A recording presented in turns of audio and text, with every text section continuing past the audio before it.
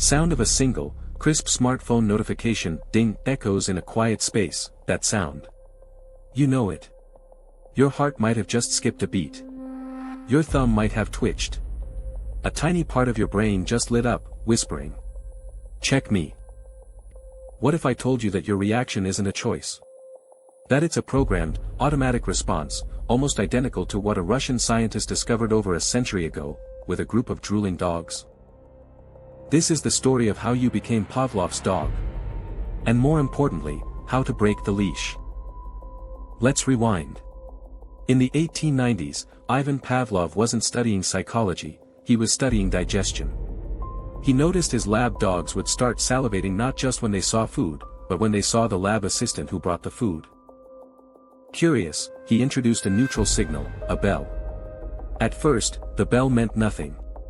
But then, he rang the bell right before presenting food. Over and over. Bell, then food. Bell, then food. Soon, the magic happened. Pavlov could ring the bell, and with no food in sight, the dogs would drool uncontrollably. Their brains had forged a new connection. The meaningless bell now meant food was coming. This is classical conditioning. Okay, fascinating science lesson. But what does this have to do with you? Everything. Your world is filled with bells you don't even notice. And the food? It's a tiny little chemical in your brain called dopamine. Let's take your phone. The ding is the bell, the neutral stimulus. The food is the potential reward, like, on your photo, a funny message from a friend, a juicy piece of gossip, the unconditioned stimulus. This gives you a tiny hit of dopamine, a pleasure chemical. Ding, then reward. Ding, then reward. Thousands of times. Your brain, just like the dogs, learns the association. Now, the ding alone is enough to trigger the response, a feeling of anticipation, a craving, an urge. You start salivating for that digital reward. This isn't just about phones. See a fast food logo? Your brain remembers the salty, fatty, sugary food, and you get a craving. Hear the startup sound of your video game console.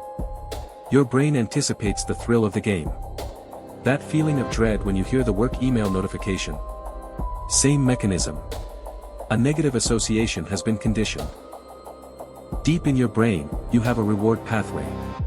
When these conditioned loops are repeated, your brain literally rewires itself. It builds a neural superhighway.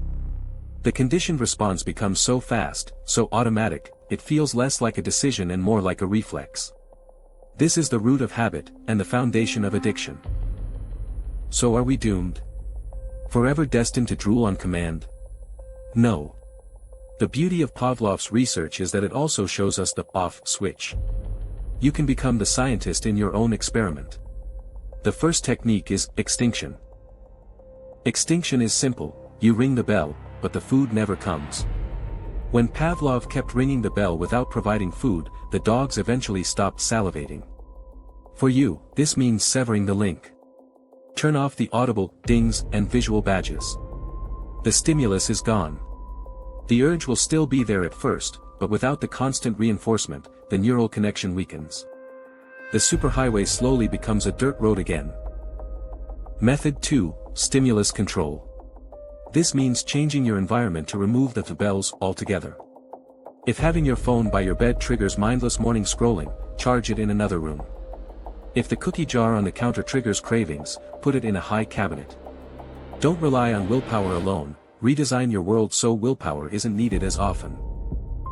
But the most powerful method is counter-conditioning. Hacking the system in reverse. You can create new associations that serve you. You choose a new bell and pair it with a reward you want to be conditioned to. For example, let's say you want to enjoy going to the gym. The gym is your new bell. Pair it with something you genuinely love, like listening to your absolute favorite, can't-miss podcast or a special music playlist. The rule is, you only get to listen to it while you are at the gym. At first, the podcast is what's giving you the dopamine hit. But soon, your brain will build a bridge. The sight of the gym, the smell of the locker room, it will all start to be associated with that positive feeling. You are programming your brain to crave the workout. This isn't magic. It's the predictable, mechanical, and beautiful science of your own brain. The world is full of people and systems trying to ring your bell for their own benefit. To sell you something, to grab your attention, to keep you scrolling. But you don't have to be the subject of the experiment.